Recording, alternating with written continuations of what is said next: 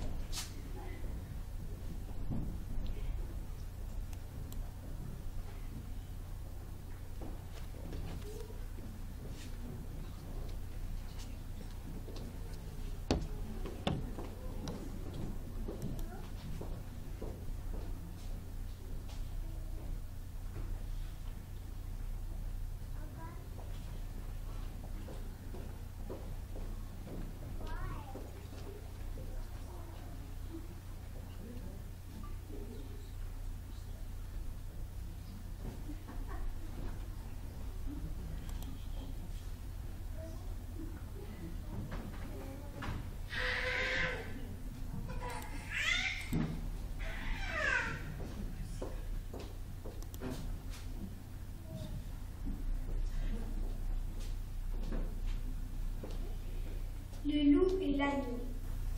La raison du plus fort est toujours la meilleure. Nous allons la montrer tout à l'heure. Un agneau se désaltérait dans le courant d'une onde pure. Un loup survient à jeun qui cherchait aventure et qui à la fin allait attirer en ces lieux. Qui t'aura si hardi de troubler mon breuvage, dit cet animal plein de rage. Tu seras châtié de ta témérité. Sire, répond l'agneau, que votre majesté ne se mette pas en colère, mais plutôt qu'elle considère que je me vais désaltérant dans le courant, plus de 20 pas au-dessus d'elle, et que par conséquent, je ne puis troubler sa boisson. Tu la troubles, reprit cette bête cruelle, et je sais que de moi tu as médit l'an passé. Comment l'aurais-je fait si je n'étais pas né, reprit l'agneau? J'étais encore ma mère. Si ce n'est toi, c'est donc ton frère. Je n'en ai point. C'est donc l'un des tiens, car vous ne m'épargnez guère, vous, vos bergers et vos chiens. On me l'a dit, il faut que je me venge. Là-dessus, le loup l'emporte au fond des forêts, le mange sans autre forme de procès.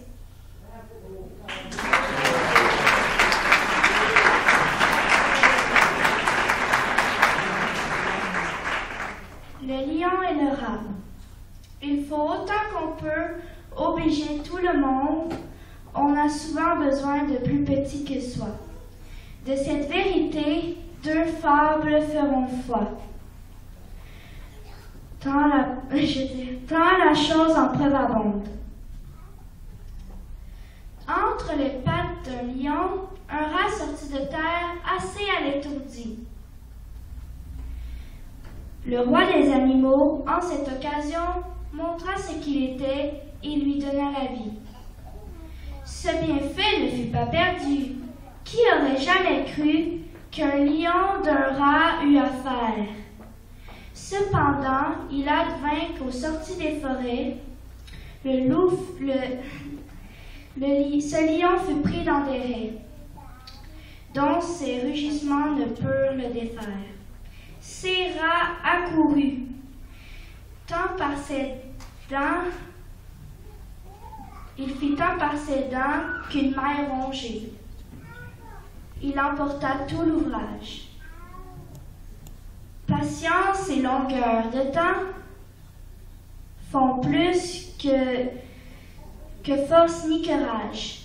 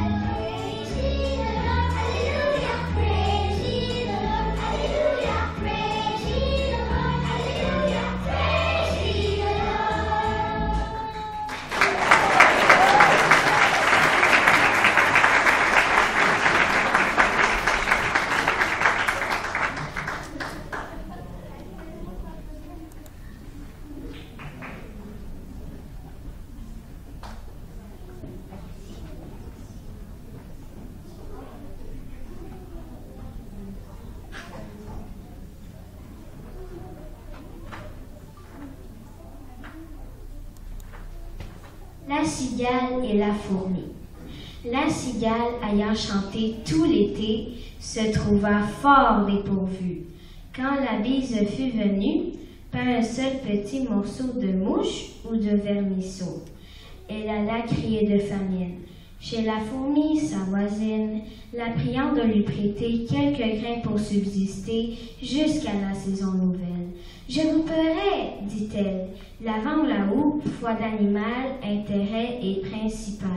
Mais la fourmi n'est pas prêteuse, c'est là son moindre défaut. Que faisiez-vous au temps chaud, dit-elle à cette emprunteuse. Nuit et jour, à tout venant, je chantais, ne vous déplaise. Vous chantiez, j'en suis fort à l'aise. Eh bien, dansez maintenant.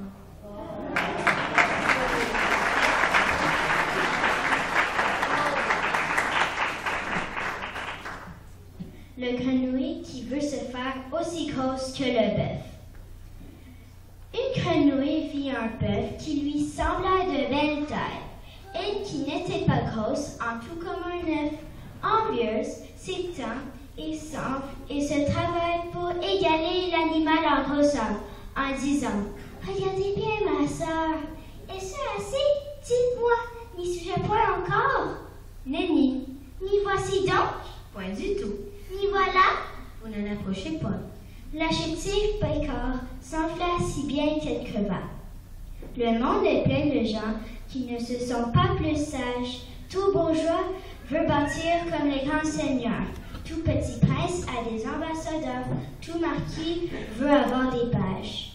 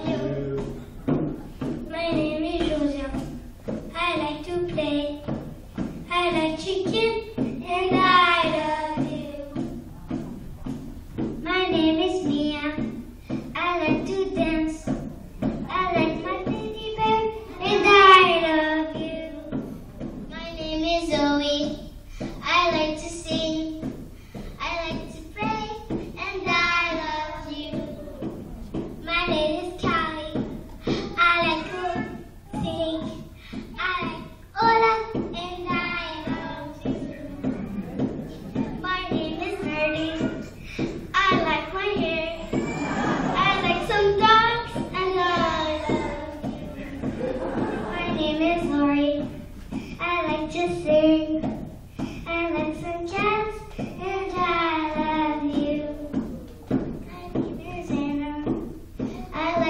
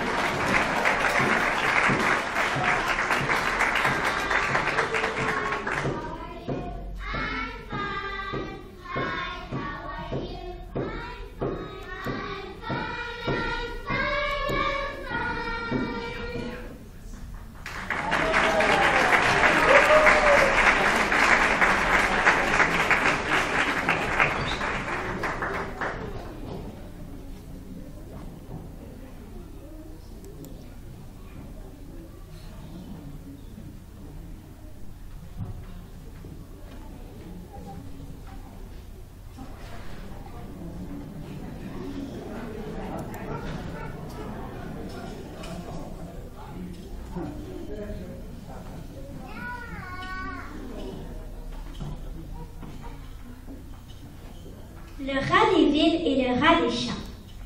Autrefois, le rat des villes invita le rat des champs d'une façon fort civile à des reliefs d'orthodoxes. Sur un tapis de turquie, le couvert se trouva mis. Je laisse à penser la vie que firent ces deux amis. Le régal fut fort honnête, rien ne manqua au festin. Mais quelqu'un troubla la fête pendant qu'ils étaient en train. À la porte de la salle, ils entendirent un bruit. Le rat des villes d'étale et son camarade le suivent. Le bruit cesse, on se retire. Rat en campagne aussitôt, et le citadin de dire « Achevons tout notre roue ». « C'est assez », dit le rustique. « Demain vous viendrez chez moi. C'est pas que je me pique de tout votre festin de roi, mais rien ne m'interrompt, et je mange tout à loisir. Adjudant fit du plaisir que la crainte put corrompre. »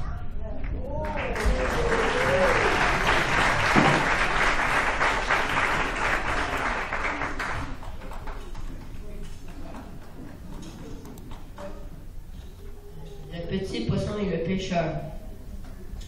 Petit poisson deviendra grand, pourvu que Dieu lui prête vie. Mais de le lâcher en attendant, je tiens pour moi que c'est folie. Car de le rattraper, il n'est pas trop certain. Un carpeau qui n'était encore que fretin fut pris par un pêcheur au bord d'une rivière. Tout fait non, dit le pêcheur, dit l'homme en voyant son butin. Voilà le commencement de chair et de festin. Mettons-le dans notre chibestial.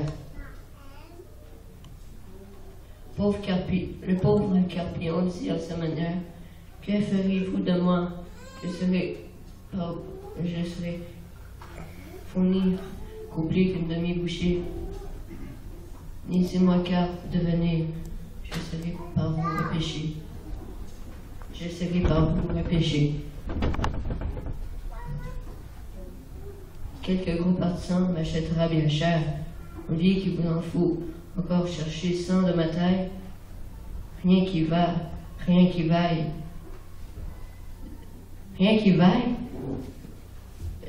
Eh bien, soit, repartit le pêcheur.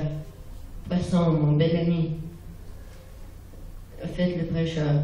On vous mettra dans la poire. Et vous avez beau dire, dès ce soir, on vous fera frire. Un tien vaut mieux, se dit-on, que deux tu l'auras. L'un est sûr, l'autre ne l'est pas.